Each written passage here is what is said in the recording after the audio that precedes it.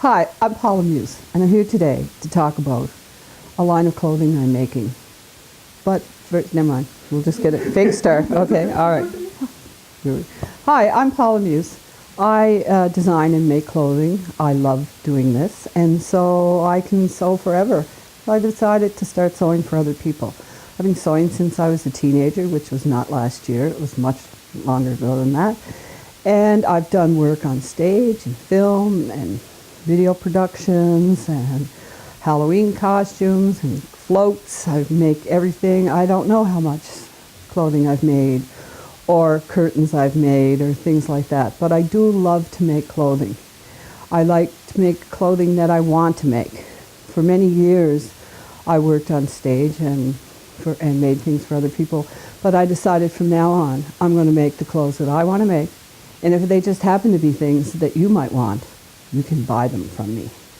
So the thing that I want to do is that I like making the clothes. I don't want to become a big corporate person who somebody else makes the clothes for me. I like the process of making clothes. It comes out of my fingers, it comes out of my hands, but it starts here in my mind, in my brains. But anyway, I use a lot of things for, what's the word, Heather? Inspiration. For my inspiration, I look around, and I love fabric. I like the way it looks, but it also has to feel good. So usually I start with the idea of fabric will give me ideas, but sometimes I have something I want to make in my head, and so I go looking for fabric that will be suitable. But I do have a tremendous stash of fabric. So for this show, I have gone through all the fabric that I have, and I've lined up the things that are good for summer outfits, and this is a summer show that I'm making things for. So there will be a collection of linen and raw silk. There's a collection of fun summer knits for the beach.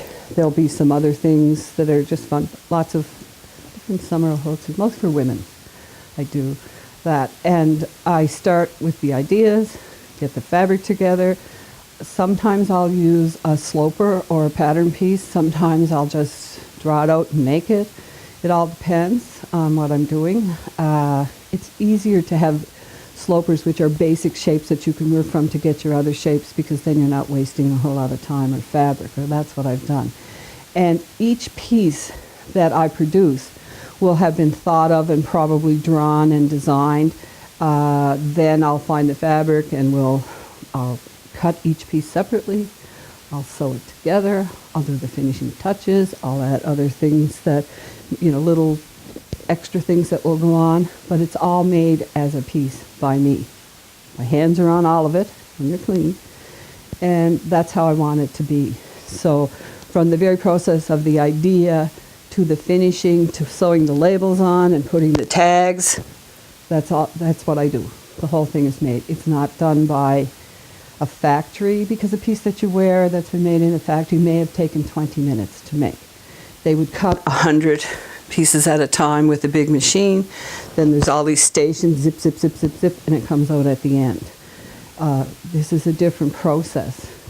I have a very strong concern historically about women's work, and so many times women's work is undervalued, and sewers have been particularly hit by that, and it's still going on today. We all love to get bargains, but some of the bargains we buy, and we know, have been made by child slaves in various places in the world. And I don't care what anybody says, if you work 18 hours a day, 6 days a week, $40 a month is not a good salary. Designers who do that, I think, are immoral. That's my opinion. But anyway, not everybody can afford expensive things, and that's what you get. So for me, I want to be selective. I have to buy my fabric retail. It's very difficult to get different kinds of fabric here, so it takes a lot of work. And so each piece I've made has that vision. It goes, start from the beginning to end. That's what I'll be bringing to my show, which will be the second big show that I've had. And this will be at the Center for Craft and Design in May. I don't have the exact date now, okay? But things will not be sold from that show. It's a show. I have some fun with it, make some crazy things. But, they will be for sale, and you can contact me at the end of it. I don't know if I want to include that in it, though. That's am I talking too fast? Yeah. Are you supposed to say, let it continue? Oh, but my audience is here. Yeah. Okay. Should I stop for a second? No, you can cut through this. It's all right. I born in Sydney. I now live in South Bar, which is very far away from Sydney, as you know, right on the ocean. My first inspiration was my father's mother, my grandmother, Nanny Muse, who was a magnificent sewer, trained in the French tradition in Saint-Pierre-Miquelon. And when I was a little girl, she would come to the house. She'd take an old coat, like a wool coat. Wool fabric is good on each side. She would take it apart, measure me, come back 2 days later with a coat. So I thought she was magic.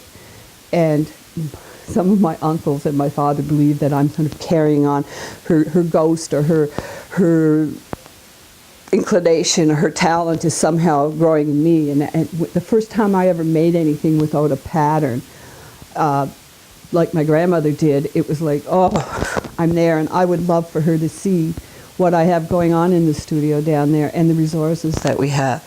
Now, when I was looking for what I was going to do for a living, there really wasn't much thought that you could train to design clothing or make clothing. You would be a home ec teacher if you were doing that, because times have changed.